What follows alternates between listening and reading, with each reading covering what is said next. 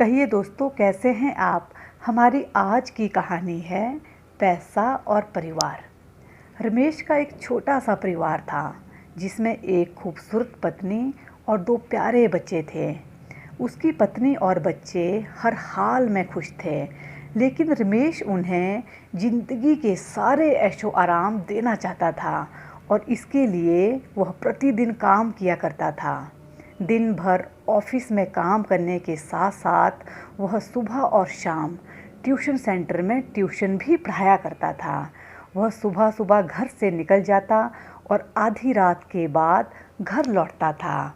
बच्चों के लिए उसका चेहरा देखना मुश्किल हो गया था, क्योंकि सुबह सवेरे उसके घर से निकलते समय बच्चे सोए रहते और रात को देरी से आने की वजह से बच्चे सो चुके होते।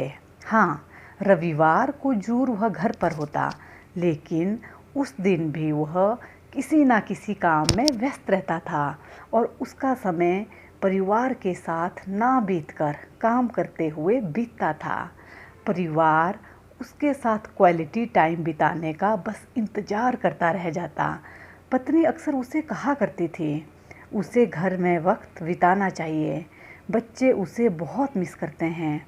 उस वक्त वह यही जवाब देता कि ये सब मैं उनके लिए ही तो कर रहा हूँ। बढ़ते घरेलू खर्च और स्कूल खर्च के लिए मेरा ज़्यादा कमाना बहुत ज़रूरी है।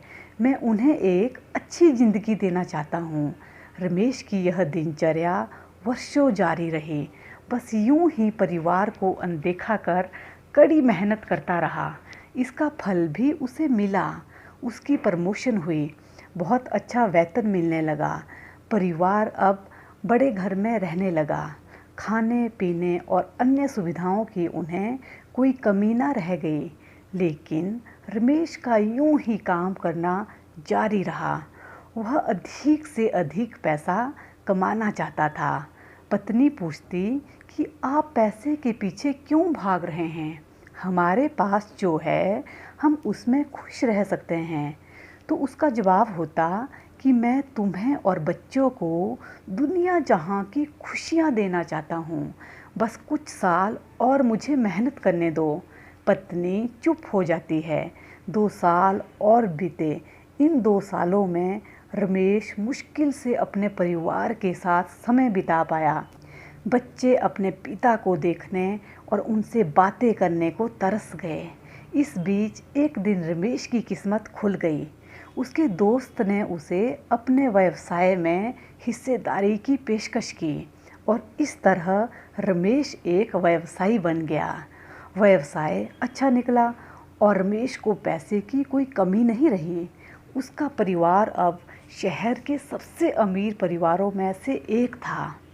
उसके पास सब सुख सुविधाएं और विलासिता थी, लेकिन अपने बच्चों से मिलने का समय उसके पास अब भी नहीं था। अब तो वह मुश्किल से ही घर पर रह पाता। उसका अधिकांश समय घर से दूर बिजनेस स्टोर में बीतता। समय जैसे जैसे बीतता गया, उसके बच्चे बड़े होते गए। अब वे किशोरावस्था में पहुंच गए थे। रमेश ने भी इन सालों में इतना पैसा कमा लिया था कि उसकी अगली 5 पीढ़ियां शानदार जीवन जी सकती थी। एक दिन रमेश के परिवार ने छुट्टी बिताने अपने घर जाने की योजना बनाई। बेटी ने अपने पापा से पूछा, पापा, क्या आप एक दिन हमारे साथ बिताएंगे? रमेश ने जवाब दिया, हाँ ज़रूर। कल तुम लोग जाओ, मैं कुछ काम निपटाकर 2 दिन में वहाँ पहुँचता हूँ। उसके बाद का मेरा पूरा समय तुम लोगों का है। पूरा परिवार बहुत खुश हो गया। वो अपने घर चले गए। 2 दिन बाद रमेश वहाँ पहुँचता, लेकिन उस दिन उसके साथ समय बिताने कोई नहीं था। दुर्भाग्य से वे सभी उस दिन सुबह आई सुनामी में बह गए थे। रमेश अपनी पत्नी और बच्चों को कभी नहीं देख सकता था। करोड़ों की संपत्ति होने के बाद भी वह उनके साथ का एक पल भी खरीद नहीं सकता था। वह पछताने लगा। पत्नी के कहे शब्द उसे याद आने लगे, आप पैसों के पीछे क्यों भाग रहे हो? हमारे पास जो है हम उसमें भी खुश रह सकते हैं।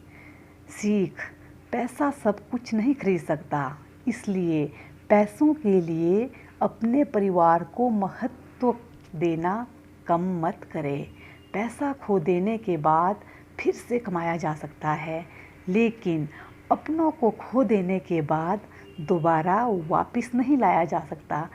दोस्तों, आपको ये कहानी कैसी लगी ज़रूर कमेंट बॉक्स में बताइएगा, और ऐसी ही कहानियाँ सुनने के लिए आप मेरे चैनल को सब्सक्राइब करें, लाइक करें और शेयर करें।